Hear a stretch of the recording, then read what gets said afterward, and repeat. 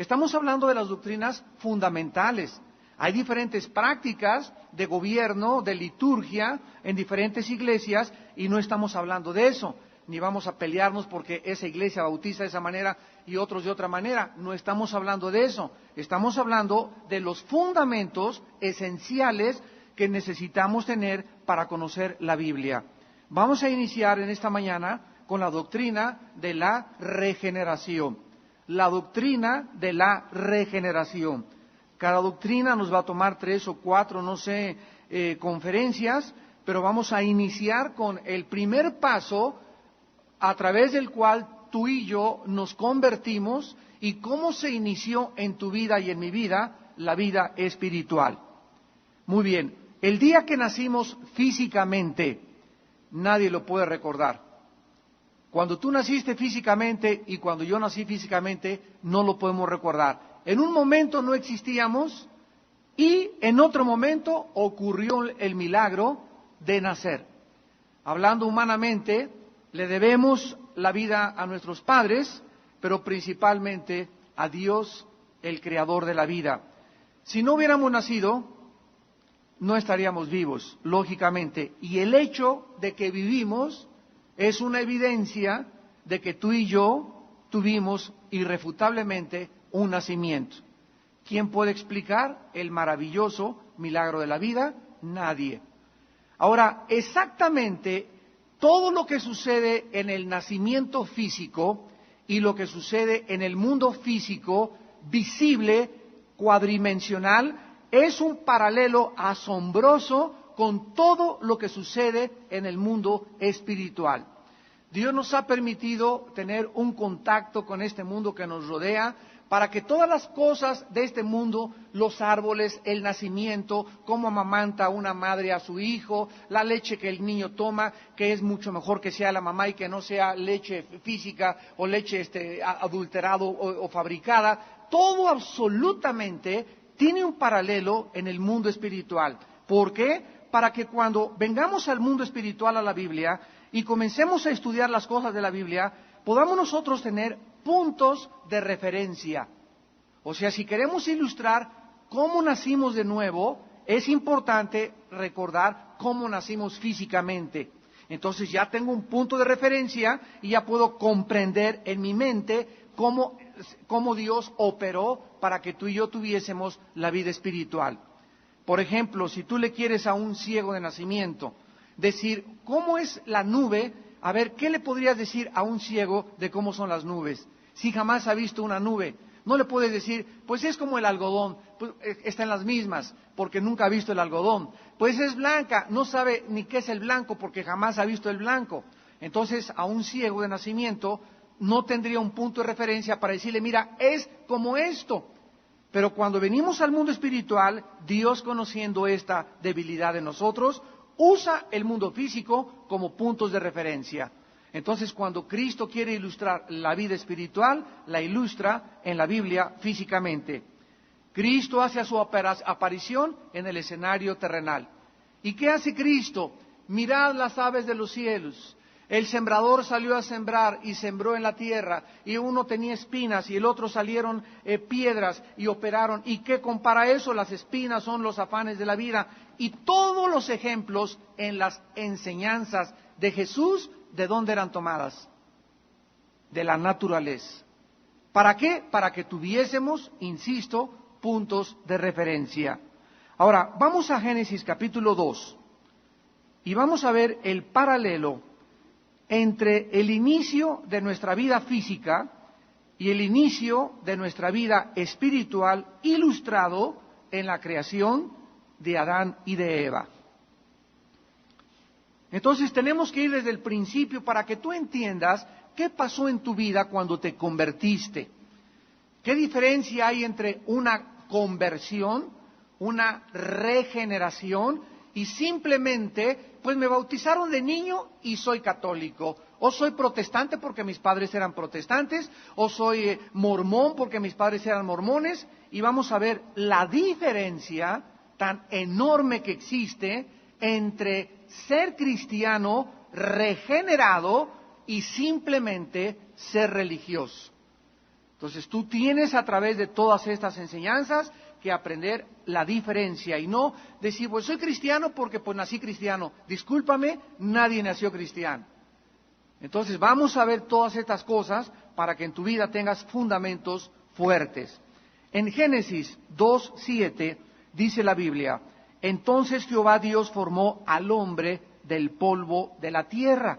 Esto es un hecho científico irrefutable, que los 4 componentes de los gases que la Tierra tiene, nitrógeno, oxígeno, carbono, son los gases que tiene el cuerpo humano. Y los 19 elementos que tiene la Tierra, cloro, yodo, flúor, azufre, magnesio, etcétera, etcétera, son los elementos químicos que tiene el cuerpo humano. Así que es maravilloso ver cómo la Biblia, a la luz de la ciencia, nos corrobora lo que la ciencia simplemente está postulando cuando la Biblia, siglos de anticipación, lo establecía. El cuerpo humano fue formado ¿de dónde? De la tierra. Entonces, la tierra tiene que producir nuestro alimento. Por lo tanto, todas las cosas que la tierra produzca, todo lo que sea verde, todas las hierbas y las frutas, Dios las diseña porque nacen de la tierra y las complementa para que se interrelacionen y yo pueda tomar una manzana, un mango, un chabacano, uvas, fruta, legumbres, verdura, camotes que nacen, raíces, etcétera, etcétera, porque mi cuerpo fue diseñado para comer eso precisamente. Mi cuerpo no fue diseñado para comer carne de puerco, mi cuerpo no fue diseñado para comer papitas, ni refrescos, ni cosas fabricadas por los seres humanos. Y por eso están muchos descompuestos como están descompuestos. Otros están ya casi desvielándose. ¿Por qué? Por la cantidad de alimentos equivocados que llevas a tu cuerpo. Y sopló en su nariz aliento de vida y fue el hombre un ser viviente. Vamos por orden. Entonces Dios forma como moldea de la tierra a Adán. Y vamos a imaginarnos, Adán estaba así, absolutamente inmóvil, no tenía vida, solamente era un cuerpo. Pero Dios hace algo sobre ese cuerpo que moldea de la tierra. Dios hace esto. Sopla en su nariz, y aquí en el original hebreo es alientos, en plural, de vida. Nishmat chayim, en el hebreo. Entonces, Adán recibe algo de Dios que es infundido, recibe una infusión directa, ni más ni menos que del mismo Creador. Algo que sale de Dios, el aliento que sale de Dios entra al ser humano y ese aliento que entra dentro del ser humano es el que hace que Adán despierte a 2 tipos de mundos. Por eso dice alientos de vidas. Cobra conciencia Adán al mundo que le rodea, al mundo biológico, al mundo físico, al mundo material, y puede apreciar el sol, la luna, se da cuenta, como decían los filósofos griegos, pienso, luego existo, luego vivo. Vivo, tiene que haber una causa, yo no me infundí esta vida, yo no sé ni cuándo nací, ni escogí el momento de mi vida, esta vida tiene que trascender mi vida, y este ser inteligente solo puede ser Dios. Porque la nada nunca produce la nada, señores ateos. Entonces la nada nunca podrá producir nada. Y las mismas leyes de la física nos muestran que todo efecto tiene una causa. Entonces nuestra causa no está en nosotros mismos, nuestra causa está en Dios. Dios pues sopla dentro de Adán y Adán cobra conciencia. Ahora, la segunda vida que venía en el aliento de Dios era la vida espiritual. Adán no es como el león, como la jirafa que Dios crió, como el perro, como el chango. Adán tiene conciencia de algo que trasciende el mundo físico, que detrás de todo este mundo físico se encuentra un creador. Adán recibe la vida espiritual para tener contacto directo con su creador. Cuando Adán pecó, este contacto espiritual y esta vida espiritual murió en el hombre. como lo vamos a ver más adelante. Muy bien, en esta primer creación física, tuya y mía, de Adán y de Eva, Adán no tenía la vida hasta que recibió, ¿qué cosa? El aliento de Dios, cuando Dios le infunde su vida dentro de él. Su cuerpo había sido moldeado, pero hasta que recibe el aliento, comienza el milagro de vivir. De forma significativa, de la misma manera y paralelamente, la Biblia se refiere, vamos al Nuevo Testamento, a la vida espiritual o a la regeneración. Segunda de Corintios 5:17, todos se lo saben de memoria, el que está en Cristo, nueva criatura es, las cosas viejas pasaron, todas son hechas nuevas. Ahora, vean ustedes que esta frase, el que está en Cristo, nueva criatura, esta frase, nueva criatura, es nueva creación. En el original griego es nueva creación. ¿Quién ha sido creado de nuevo? El que está en Cristo. No dice el que está en la iglesia romana, el que está en la iglesia protestante, el que va a una iglesia, no, dice el que está en Cristo, ese ser humano es una nueva criatura, es una nueva creación. Gálatas 6, versículo 15, porque en Cristo Jesús ni la circuncisión vale nada, ni la incircuncisión, sino una nueva creación. Abordamos ya el Nuevo Testamento y comenzamos a despejar incógnitas y el Espíritu Santo nos comienza a iluminar. Al entrar a la vida espiritual, al entrar a Cristo, ya no sirve nada ni tu bautismo de niño, ni tu primera comunión, ni ninguna liturgia, ni te circuncidaron, si no estás circuncidado, si no estás bautizado antes de fueras cristiano, si tienes la foto del Papa, en Cristo no hay absolutamente ningún rito. Ninguna ceremonia nos puede infundir la vida de Dios, sino que Dios pueda crear una persona nueva en mi vida. Esto es importantísimo, importantísimo, porque tenemos que entender qué es la vida espiritual. Y las iglesias están llenas de personas que creen que porque asisten a la iglesia tienen la vida espiritual. Porque, ¿tú por qué eres cristiano? Porque mi prima es monja. ¿Por qué eres cristiano? Porque tengo la foto del Papa en mi casa. ¿Por qué eres cristiano? Me bautizaron de chiquito. ¿Por qué eres cristiano? Porque nació en una iglesia evangélica. Y ninguna de estas cosas nos hace cristianos. Por favor, tenemos que estudiar la palabra de Dios. Es hasta que Dios pueda crear dentro de ti una nueva persona cuando tú te conviertes en una nueva criatura. Y veamos también en Efesios 2:10 la misma verdad. Porque somos hechura suya, creados otra vez. La Biblia insiste en que el cristiano es alguien creado de nuevo. Es una creación que Dios hizo dentro de nuestra vida física. Creados en Cristo Jesús para buenas obras. A ver, ninguna obra me hace acepto ante Dios. Señor, vengo a que me perdonen mis pecados porque hice un asilo de ancianos, hice un orfanatorio, regalé 3 casas y me fui a la villa 50 veces ida y vuelta y todas mis rodillas las tengo sangradas, Señor. Me acosté en un petate con nopales, sobre un hormiguero, te ofrecí sacrificios, acéptame. Ningún ser humano puede acercarse a Dios sobre ningún mérito. Cuando venimos a Dios, venimos despojados de cualquier obra. Señor, vengo a que tengas misericordia de mi pecador.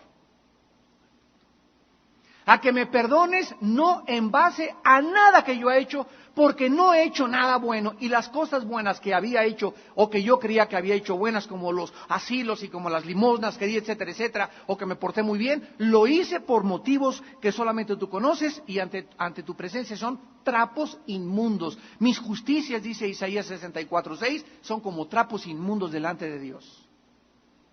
Entonces tenemos que venir a Dios despojados de cualquier mérito, y entonces Dios nos infunde, Dios sopla otra vez dentro de nosotros la vida espiritual y recibo una nueva vida, despierta mi espíritu que estaba muerto, que lo heredamos desde Adán, y la persona cristiana es una persona que tiene dentro de su vida la vida de Dios. ¿Quién es un cristiano? ¿El que se bautizó? No. ¿El que es protestante? No. ¿El que va a vida nueva? No. ¿El que va a la iglesia bautista? No. ¿El que hizo la primera comunión? No. Un cristiano, de acuerdo a la Biblia, es el que tiene la vida del Hijo de Dios dentro de él. Primera de Juan 5, del 10 al 2. El que tiene al Hijo, tiene la vida. El que no tiene al Hijo, aunque tenga religión, aunque hayas atravesado el rito y la ceremonia que haya sido, no tienes la vida de Dios. Ahora, cuando nosotros iniciamos esta nueva creación, cuando Dios inicia, esta nueva creación de nuestra vida, y entonces ya sopla en mi vida, Dios sopló hace 28 años esta vida espiritual, tú y yo estábamos, ¿verdad?, muertos en delitos y en pecados, mi vida no tenía sentido, no tenía propósito, y en eso me arrepiento, y en ese momento Cristo entra a mí, y se opera dentro de nosotros lo que se llama una regeneración. Una resurrección, que son palabras paralelas. Algo dentro de mí que estaba muerto, antes de que Dios volviera a soplar dentro de mí, sopló cuando fueron creados físicamente, y ahora Dios vuelve a soplar dentro de mí. Vamos a ver cómo es el soplo de Dios. Y comenzamos nosotros a percibir dentro de nuestra vida algo que nos comienza a transformar. Veamos en 1 Corintios 2 esta grande diferencia. 1 Corintios, capítulo 2, versículo 14. Vean ustedes la diferencia que la Biblia establece.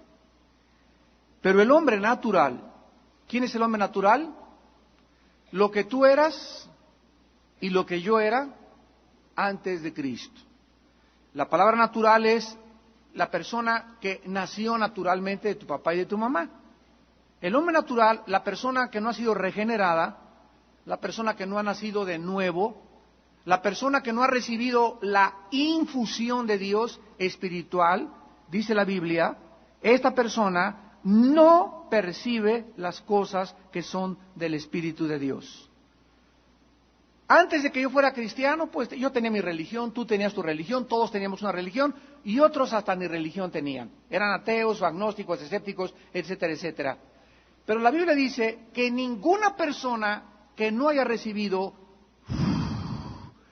la vida de Dios, la infusión de Dios, y que no está en Cristo, ninguna cosa de la Biblia puede entender. Ninguna cosa que sucede en el mundo puede comprender. El hombre natural no percibe las cosas de Dios. No puede entender por qué hay guerras. Si Dios fuera bueno, no permitiría que estos niños nacieran así. Si Dios fuera bueno, no hubiera permitido que ese avión, cuando se estrelló, se hubieran muerto 30 niños. No hubiera permitido las inundaciones. O sea, el hecho de las cosas que suceden en el mundo, para la mente natural, son incomprensibles. Porque esta persona, por no entender las cosas que suceden, concluye, si Dios existe, es un Dios malo, o no es misericordioso, o de plano, no puede existir Dios, porque un Dios bueno no permitiría esas cosas. Imagínate nada más que tú te pongas en la posición de un niño de 3 años, queriendo comprender a un filósofo de 30 años de edad. Llega Alberto Einstein y le dice a un niño de 3 años, Pues mira, m igual a c al cuadrado, bajo la décima potencia, menos menos el logaritmo que le tienes que restar, más la ecuación diferencial, más el cálculo que le tienes que agregar. Y el niño se queda, ¿de qué me está hablando? No, este está loco. El hecho de que el niño no entienda al filósofo no implica que el filósofo esté loco. El problema está en la comprensión y en la falta de el desarrollo intelectual de ese niño. Entonces, Einstein tiene un desarrollo, el niño de 3 años tiene el mismo cerebro, Einstein tiene el mismo cerebro. La diferencia entre el cerebro de un niño de 3 y de Einstein o de una persona mayor es desarrollo, nada más. Entonces, ¿cómo quieres tú creer si no has desarrollado tu cerebro espiritualmente, comprender las ecuaciones, los logaritmos de Dios? Es soberbia. Es soberbia. Y Jesús lo dijo con estas palabras: si no te conviertes como un niño, no entras al reino de mi Padre. ¿Qué significa esto? Desprográmate. Un niño, ¿qué característica tiene? Viene un niño de 3 años y tú, si eres budista, lo haces budista. Si eres comunista, lo haces comunista. Si eres palestino, le inculcas el odio sobre los judíos. Si eres mormón, lo haces mormón. Un niño está fresco, no tiene ningún programa, y el software, el programa que tú le metas al niño, es el programa con el cual el niño va a crecer, porque todo lo acepta el niño, su mente está fresca.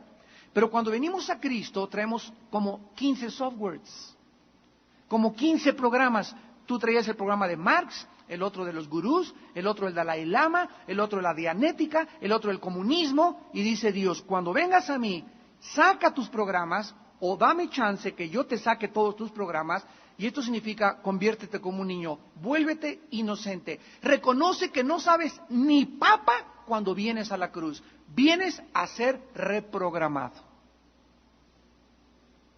Y el problema de muchos cristianos, por los programas que tienen, están, ¿y por qué?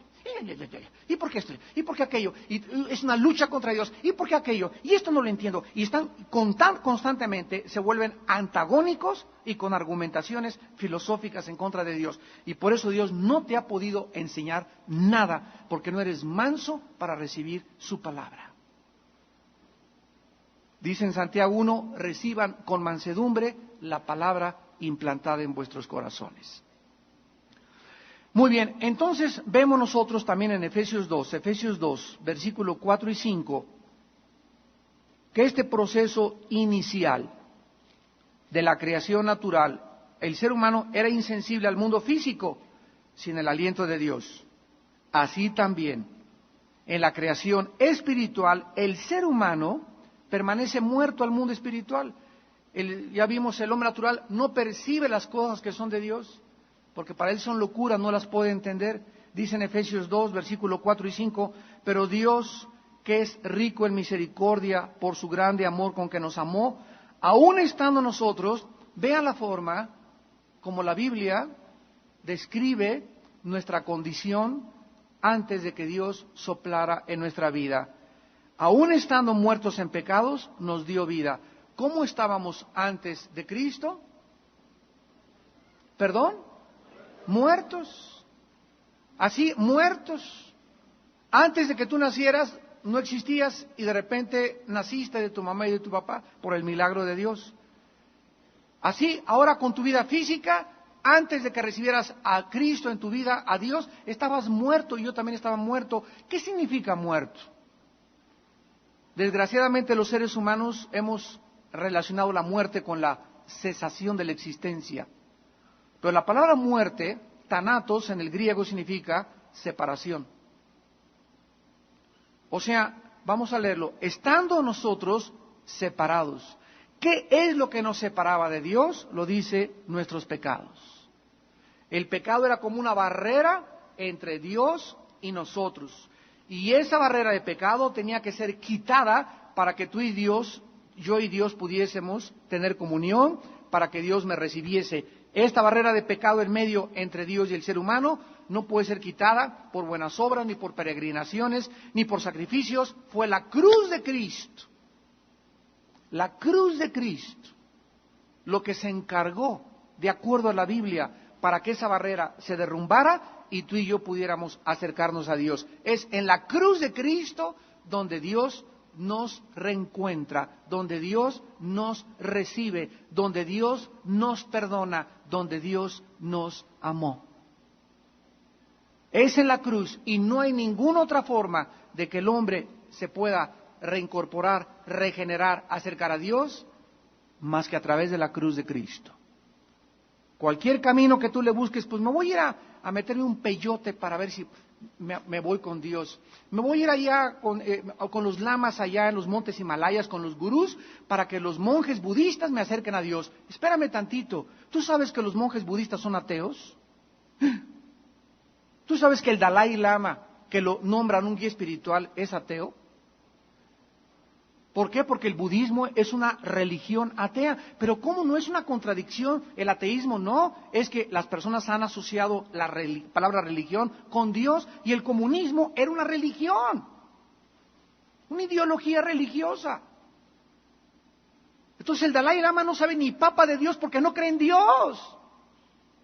¿En qué cree el Dalai Lama? Cree en una fuerza dentro de él que puede llevarlo a poder comprender el sufrimiento a través de un voto de pobreza.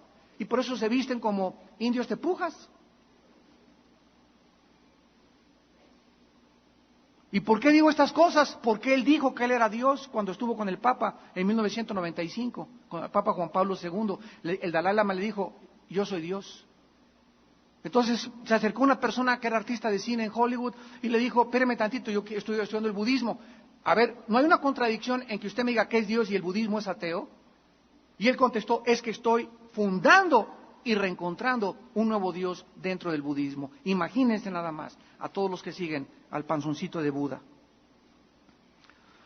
Muy bien, vamos a definir entonces la vida nueva. La regeneración, al que le interese apuntarlo, se refiere a la implantación del principio de la vida espiritual en el corazón de un pecador. Cristo no vino a hacer a los malos buenos. Esto es lo que las religiones tratan de hacer. Síganme con cuidado. Cristo no vino a hacer a los malos buenos. Cristo vino a darles a los muertos vida. ¡Qué grande diferencia! Tú vas a Alcohólicos Anónimos y te hacen más bueno, ya eres menos borracho. Vas a Neuróticos Anónimos y eres más bueno, eres menos Lucrecio Borgia. Vas a Marihuanos Anónimos y ya eres menos bueno, ya fumas menos mota, tal vez coca y tal vez un trago, pero ya eres menos. Y todas las organizaciones altruistas y todas las religiones, damas y caballeros, inventadas por nosotros, tratan de hacer al hombre bueno. Y Cristo no vino a hacernos buenos, nos vino a resucitar. Nos vino a infundir vida, la vida de Dios. Porque cuando el ser humano recibe la vida de Dios, el ser humano no necesita estar tratando de portarse bien. La vida de Dios dentro de nosotros nos impele, nos impulsa a buscar ahora ser santos, hacer la voluntad de Dios, porque me nace ya que tengo su naturaleza divina dentro de mi vida.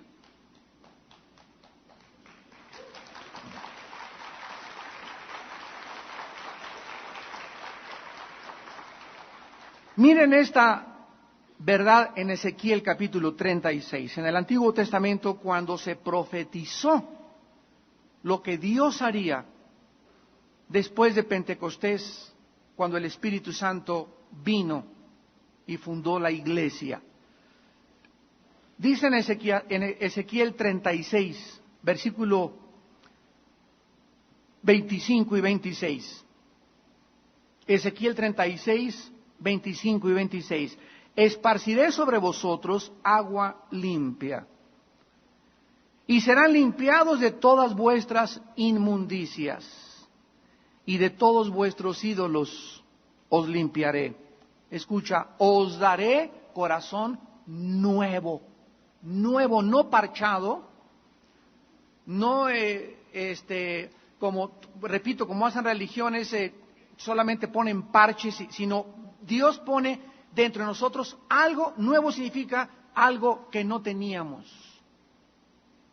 y pondré espíritu nuevo dentro de ustedes. ¿Quién es una persona que ha recibido a Cristo? Una persona que tiene un corazón nuevo. Pero además tiene un espíritu nuevo también.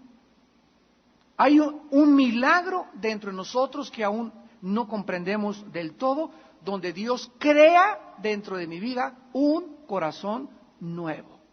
Cristo lo ilustró cuando dijo, tú no puedes en un vestido viejo poner un parche, un remiendo, porque si pones remiendo, tiras la tela en un vestido nuevo y se hace más grande el hoyo. Y si tú tienes vino nuevo, no lo puedes verter o vertir dentro de un odre o dentro de una bolsa de vino de cuero vieja, porque el vino nuevo entra y como la bolsa está vieja, se rompe y ese vino nuevo se desperdicia. Cristo estaba ilustrando esto, que cuando Dios iba a poner su espíritu dentro de nosotros, Él no venía a reformarnos o a parcharnos, Él tenía primero que crear dentro de nosotros, regenerar dentro de nosotros una nueva persona para que después su espíritu entrara a la nueva criatura que Dios antes había formado en nosotros. Primero es la regeneración y después es el bautismo del Espíritu Santo. El bautismo del Espíritu Santo es la operación mediante la cual Dios nos coloca, nos llena de su Espíritu y nos funde, nos identifica, nos amalgama, nos hace uno con su Hijo Jesucristo. Doctrinalmente, yo te pregunto, ¿qué es primero? ¿La llenura del Espíritu Santo o la regeneración? No sabrías contestar antes tal vez de este estudio. ¿Ves qué importante es la doctrina? ¿Ves qué importante es? Primero es, Dios nos regenera, Dios crea dentro de nosotros una criatura y el Espíritu Santo entra a morar en un odre nuevo. No nos viene a parchar el Señor, viene a crear dentro de nosotros un nuevo hombre, una nueva mujer. Ahora, aquí mismo nosotros vemos en Ezequiel que dice la Biblia que el corazón nuevo y el espíritu nuevo dentro de nosotros quitaría de nuestra carne el corazón de piedra y nos daría un corazón de carne. Antes de que fuésemos cristianos, vamos a Efesios capítulo 4, veamos el tipo de corazón que tú tenías y que yo tenía, y que la gente que no es cristiana sigue teniendo. Se le llama un corazón de piedra. La piedra es un objeto que tiene vida inanimada, ¿verdad? Está formada de moléculas, de protones, pero es algo que no reacciona. Las plantas tienen vida biológica, los animales, pero las piedras son cosas que no reaccionan ante nada, ¿verdad? Son solamente un objeto ahí sólido, estable, y así se usa este punto de referencia para que sepas el corazón que tú tenías y que yo tenía antes de recibir la vida de Dios. Dice en Efesios 4:17, esto pues digo y requiero en el Señor, que ya no andan como los otros gentiles que andan en la vanidad de su mente.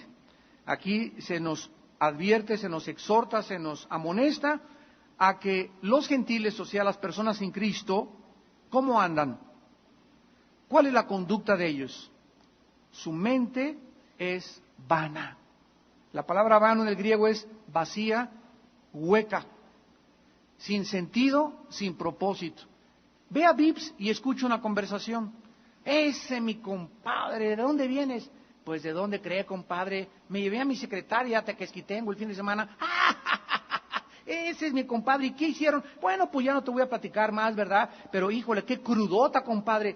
Y estas son las conversaciones que oímos de la gente de la cual ahora nos avergonzamos nosotros. Huecos, vacíos, en lugar de que usted no es ningún macho, compadre. Me das lástima que no puedas amar a tu esposa. Me das lástima que me hables de esas cosas que son tan sucias y ojalá que no haya niños alrededor para que te oigan el lenguaje que tienes. Tu mente está llena de cochinada y de gusanos. Dice la Biblia en Proverbios, el hacer maldad es como una diversión al insensato. Así está la gente alrededor.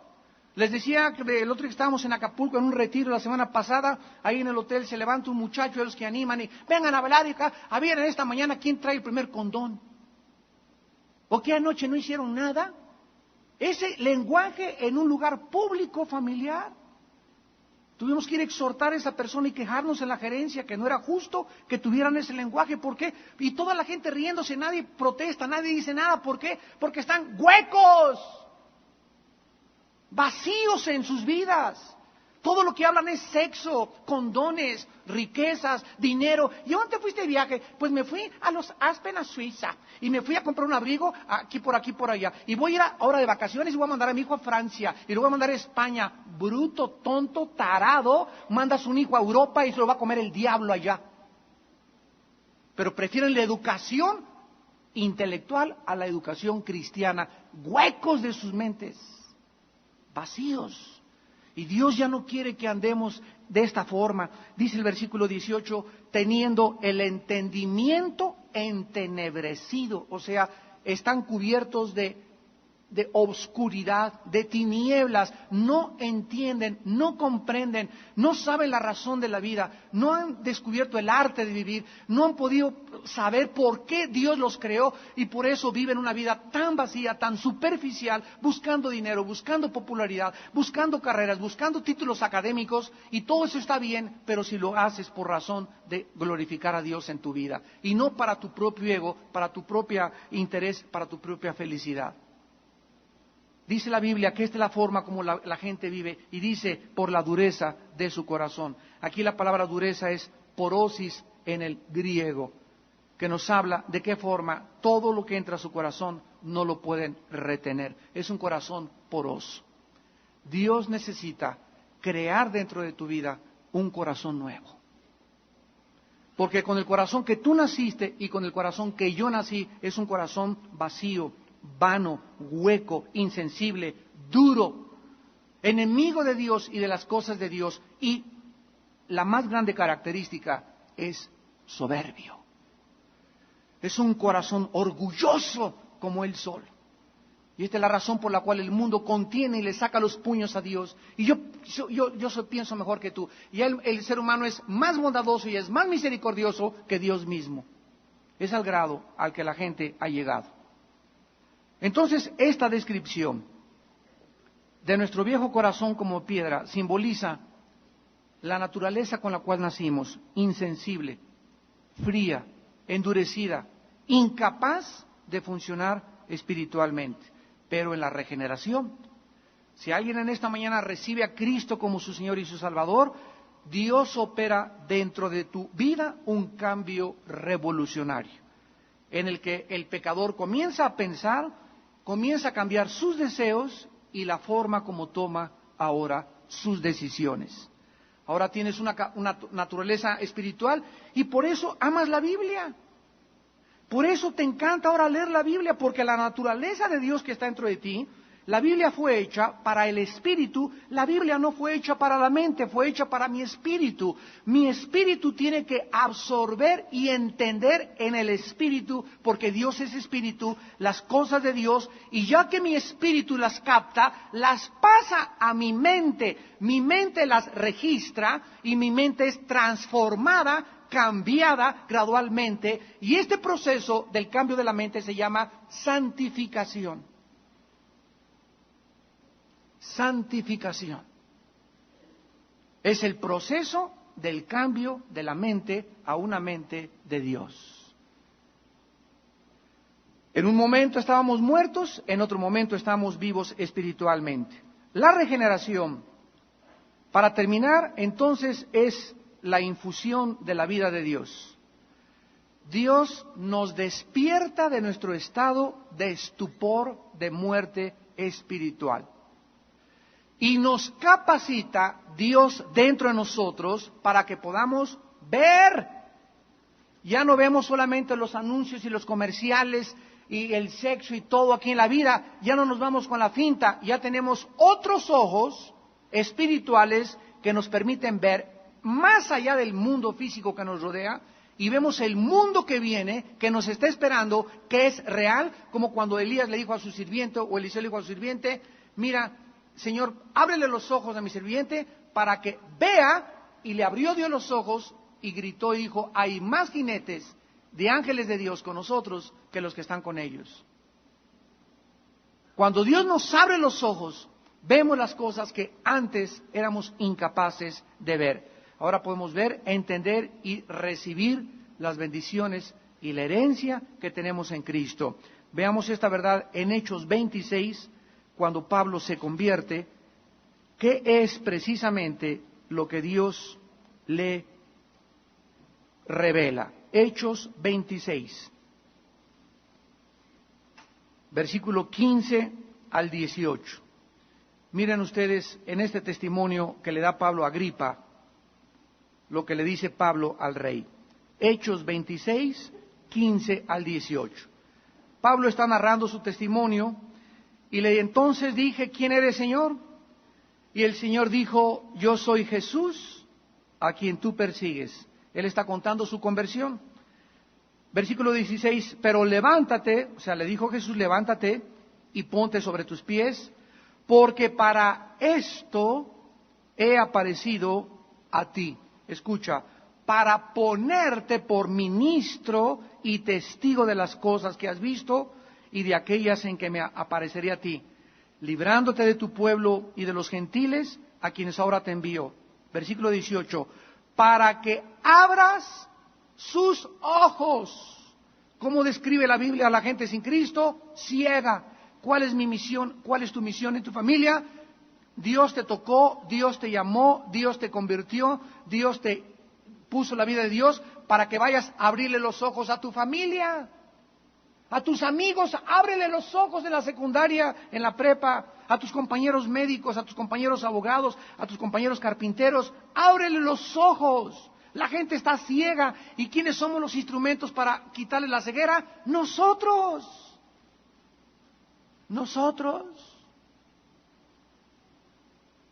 Para que se conviertan de las tinieblas a la luz, están en un mundo oscuro. Tu abuelita está en tinieblas, tu suegro está en tinieblas, tu cuñado está en tinieblas, tus amigos, tus enfermeras, tus secretarias, el lechero están en un mundo en tinieblas. Por eso viven como viven. Por eso el mundo está como está.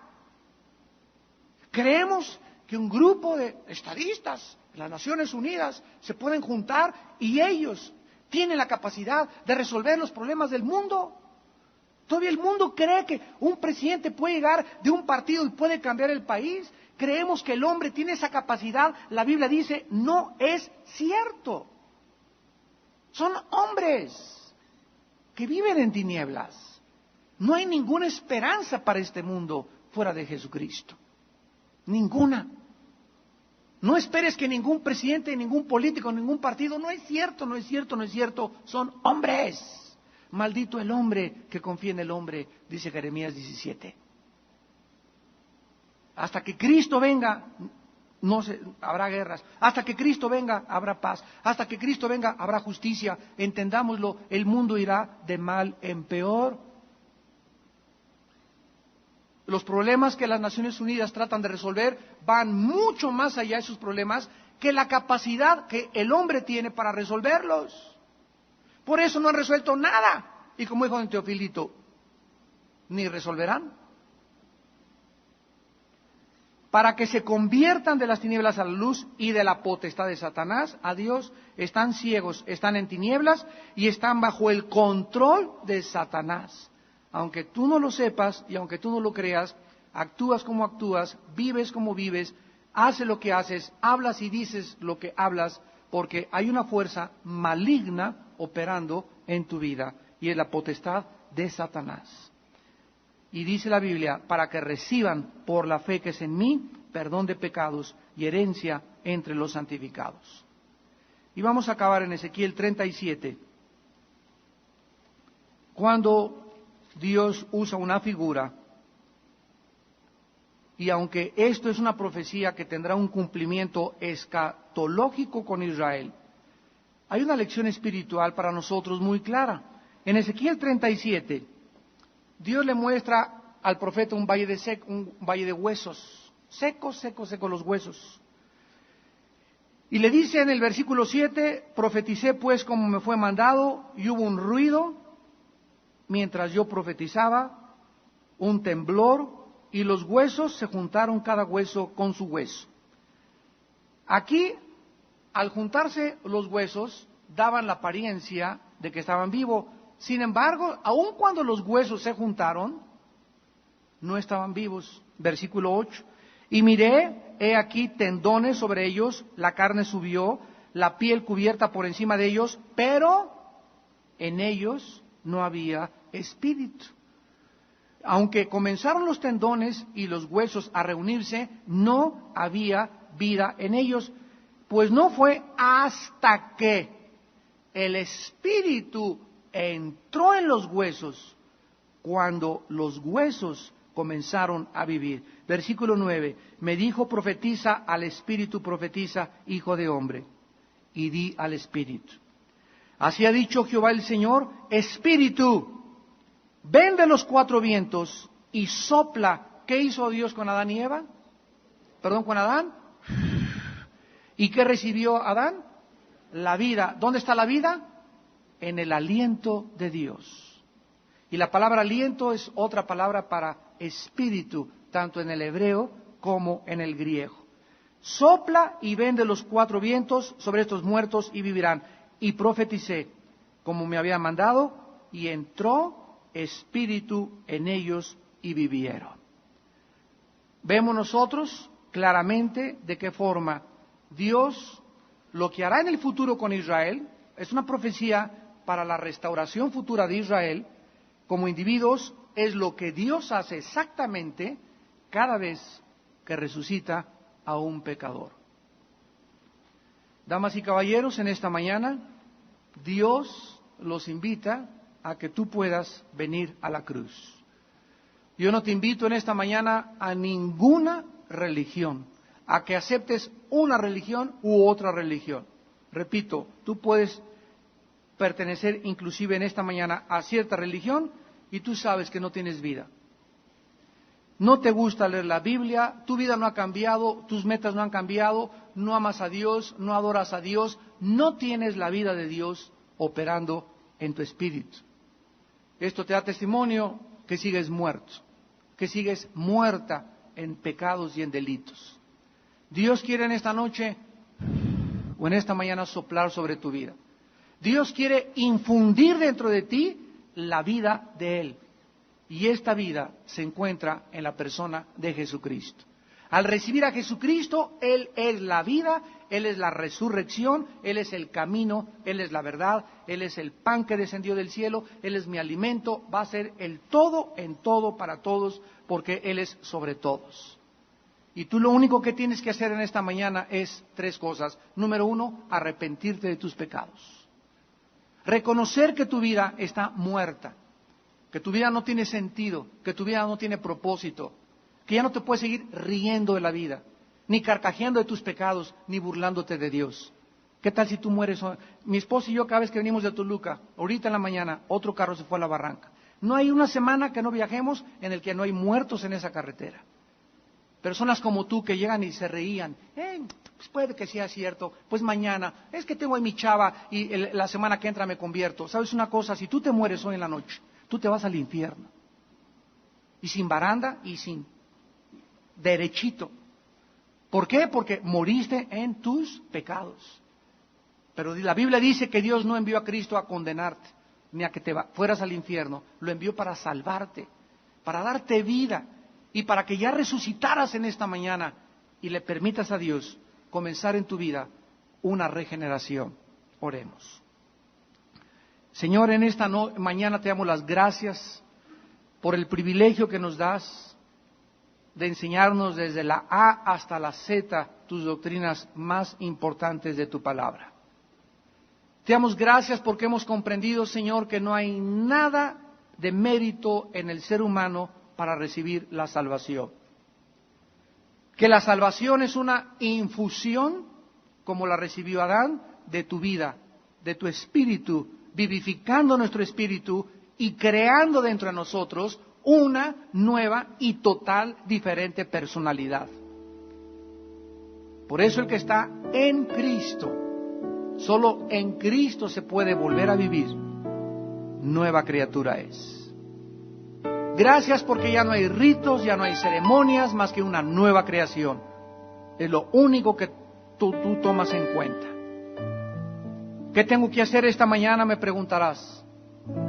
Para salir de esta mañana con esta infusión de Dios, con esta nueva vida que no tengo, arrepiéntete.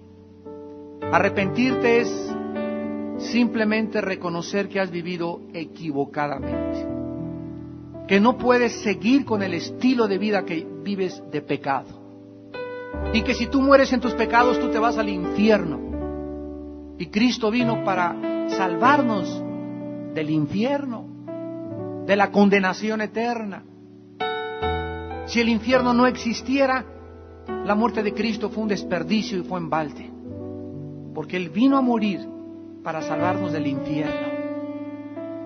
En segundo lugar, cree que Cristo murió en tu lugar en la cruz. Cree que Él es el Mesías, el único nombre dado bajo el cielo en el que podamos ser salvos. Que fuera de Cristo tu vida carece de esperanza. Y en tercer lugar, simplemente recíbele. Y ahí desde tu lugar, dile estas palabras. Padre mío, te doy gracias en el nombre de Jesucristo por tener misericordia de mí. Y haberme traído en esta mañana, que es el momento y el día de mi decisión, a escuchar tu voz. A mostrarme la condición en la que yo me encuentro, de tinieblas, de ceguera y de dureza de mi corazón. Y ahora he comprendido que yo no puedo hacer nada por mí mismo para cambiarme. Por eso vengo y te pido que en la cruz, donde tú moriste en mi lugar y pagaste con tu sangre por mis pecados, Señor Jesucristo, creo en ti y que entres a mi vida. Reconozco que he pecado contra ti y te pido perdón. Entra, quiero recibir tu vida, Jesús. Quiero ser regenerado. Quiero nacer de nuevo en este momento. Ya nací una vez físicamente. Ahora quiero nacer espiritualmente de ti para vivir para ti, para servirte, conocerte y adorarte en espíritu y en verdad. En el nombre de Jesús. Amén.